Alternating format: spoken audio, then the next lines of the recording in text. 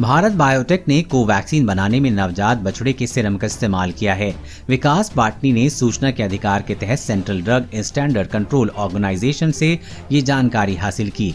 इसको लेकर सब जगह इतना बखेड़ा खड़ा हो गया है कि सरकार और भारत बायोटेक दोनों को सफाई देनी पड़ी। मामले ने तूल पकड़ा तो कांग्रेस के नेशनल कोऑर्डिनेटर गौरव पांधी के ट्वीट से उन्होंने आरटीआई के जवाब में मिले दस्तावेज शेयर किए। पांधी ने कहा कि नरेंद्र मोदी सरकार ने मान लिया है कि भारत बायोटेक की वैक्सीन में गाय के बछड़े का सीरम शामिल है। ये बहुत बुरा है। इस जानकारी को पहले ही लोगों को बताया जाना चाहिए था। जवाब देने के लिए फौरन भाजपा प्रवक्ता संबित पात्रा सामने आए और कहा कि कांग्रेस लोगों को भ्रमित कर रही है। आइए समझते हैं कि आखिर ये मामला क्या है, आपके सवाल और एक्सपर्ट के जवाब के जरिए। क्या वैक्सीन बनाने में बछड़े के सीरम का इस्तेमाल हुआ है? हाँ, ये एक आम प्रक्रिया है। भारत के लगभग सभी वैक्सीन निर्माता इसका इस्तेमाल करते हैं। पोलियो की वैक्सीन भी ऐसे ही बनती है। दरअसल वैक्सीन बनाने में वायरस को कमजोर किया जाता है। इसके लिए बड़ी संख्या में वायरस चाहिए। वैक्सीन कंपनियां बछड़े के सीरम का इस्तेमाल सेल्स को विकसित करने में करती हैं। उससे वायरस को दाखिल किया जाता है। बाद में इन वायरस को कमजोर कर वैक्सीन में लिया जाता है।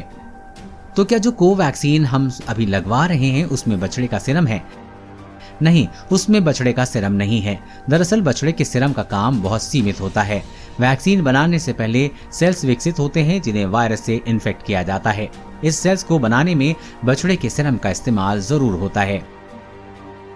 जब सेल्स विकसित हो जाते हैं तो उन्हें प्यूरिफाई करते हैं। इस दौरान सेल्स एक रासायनिक प्रक्रिया से गुजरते हैं और इसके बाद उनमें बछड़े के सीरम का अंश रहने की कोई संभावना नहीं रहती।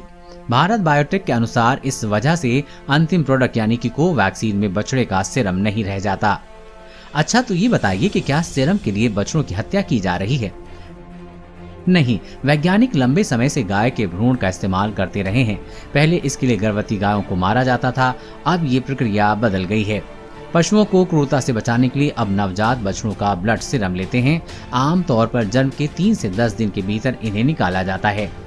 भारत में गौहत्या प्रतिबंधित है। इस वजह से ज्यादातर ब्लड सीरम बायोलॉजिकल रिसर्च करने वाली लैब से इंपोर्ट होता है। वाणिज्य मंत्रालय के मुताबिक भारत ने 2019-20 में 2 करोड़ रुपए का सीरम इंपोर्ट किया था। इस साल ये आंकड़ा काफी बढ़ सकता है क्योंकि अप्रैल और जून के बीच ही यानी कि करीब 3 महीने में 1.5 करोड़ रुपए का सीरम इंपोर्ट हो चुका है। तो क्या सरकार ने सच में ये बात छिपाई है?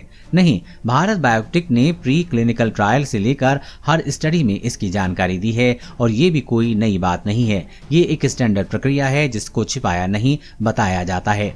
कोरोना वायरस और कोरोना वैक्सीन से जुड़ी हर अपडेट पाने के लिए चैनल को सब्सक्राइब करें।